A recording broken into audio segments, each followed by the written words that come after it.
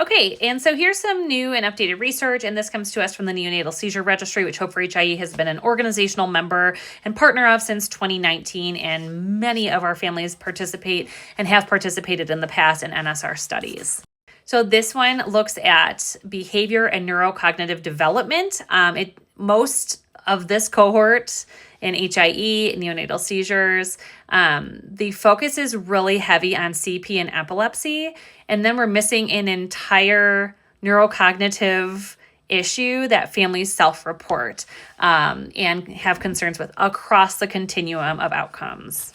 So the punchline for this one is really that 2/3 of the cohort studied for this age 5 to 6 school age outcome self-reported behavioral concerns, 2/3. And the majority of those do not have CP or epilepsy. And often these families feel unheard and dismissed by their care teams because their child is doing well from a really rough start. But that does not mean that these kids do not have struggles later on. And therefore, when they do not have that recognition, they don't get the support that they need to thrive, which you can do with all sorts of different challenges.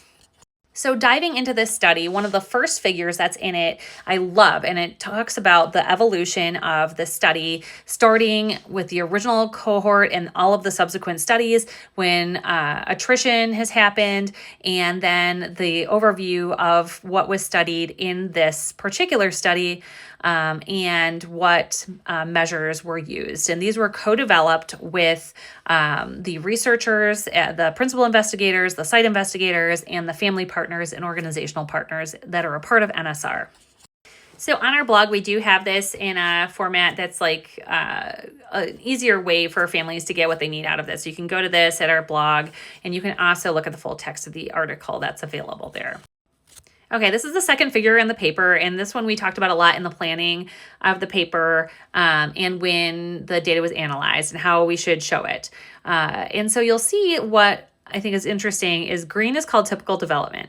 But if you look at the green, how it overlays everything, there are many kids in the typical development category that I would not consider typical. They have epilepsy, they have mild CP, some have symptoms of ADHD, abnormal sensory profile, intellectual disability. There's definitely an overlap there. And so I think the term typical development is a misnomer. If your qualification for that definition is epilepsy and not having epilepsy or CP, that's not typical development. You still have concerns that families are concerned about and kids need support for.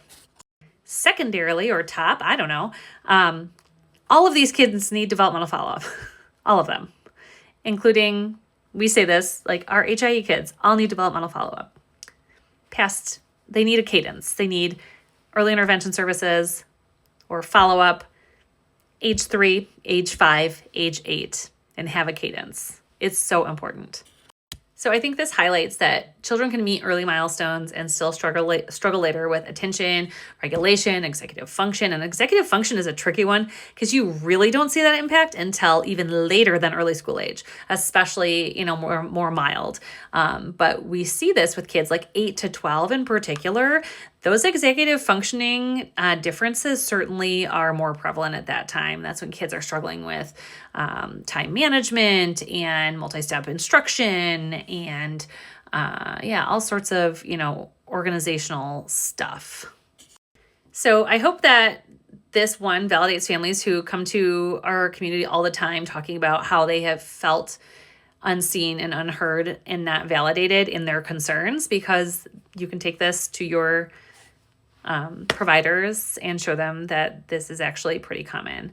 And so again, I think this study reinforces the importance of staying in studies long-term and how important it is to participate, which I think on the study team side is to really look at what makes a study feasible long-term to participate in, because you're going to see, as we saw from the first figure, the cohort gets smaller and smaller as the years go on.